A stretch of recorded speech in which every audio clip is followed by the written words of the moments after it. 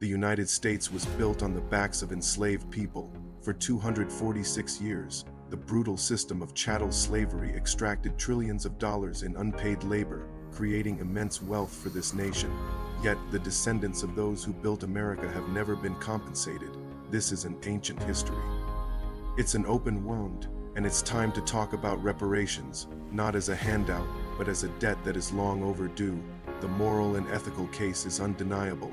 Forcing generations of people into brutal, unpaid labor is one of the most profound human rights violations in history, denying people their freedom, their families, and their very humanity for profit is a crime that echoes through time. The argument that current generations shouldn't pay for the sins of the past completely ignores the fact that current generations are still benefiting from those sins. The economic foundation of this country, its infrastructure, its major institutions, many were built with stolen labor and stolen lives. We live in the house that slavery built. Acknowledging that truth means acknowledging the debt that comes with it. But this isn't just a moral argument. The legacy of slavery didn't end with the Emancipation Proclamation. Its shape shifted into a century of systemic racism, enforced by government policies. Think about it. After slavery, we had black codes, which were essentially slavery by another name. Then came Jim Crow laws, enforcing segregation and stripping black Americans of their rights. We saw convict leasing, where black men were arrested for minor offenses and leased out for hard labor, a system one historian called worse than slavery. And what about economic opportunity? While white families were given a head start through programs like the Homestead Act, which gave away millions of acres of land, black families were systematically excluded. After World War II, the GI Bill helped create the white middle class by providing access to low-cost mortgages and college tuition.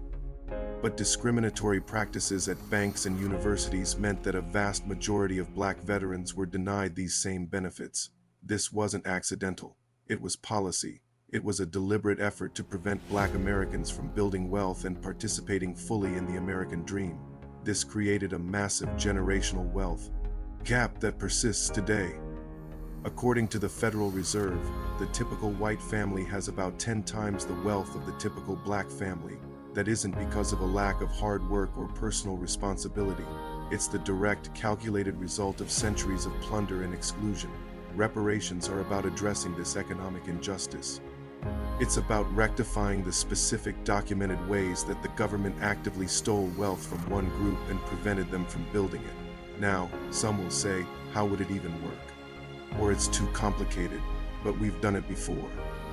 The U.S. government paid reparations to Japanese Americans who were unjustly interned during World War II.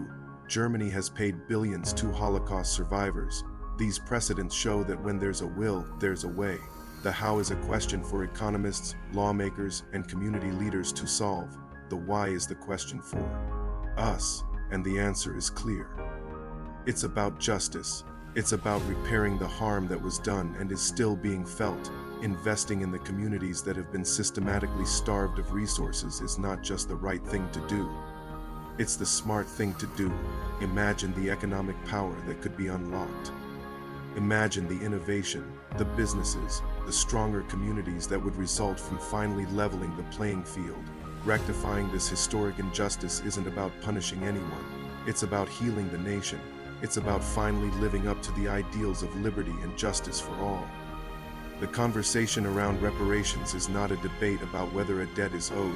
The historical record is clear. The economic data is clear. The only question left is whether we, as a nation, have the courage and integrity to pay it. The time for excuses is over. The time for justice is now. Thanks for watching. If this conversation matters to you, make sure to like, subscribe, and share this video. Let's keep the discussion going in the comments.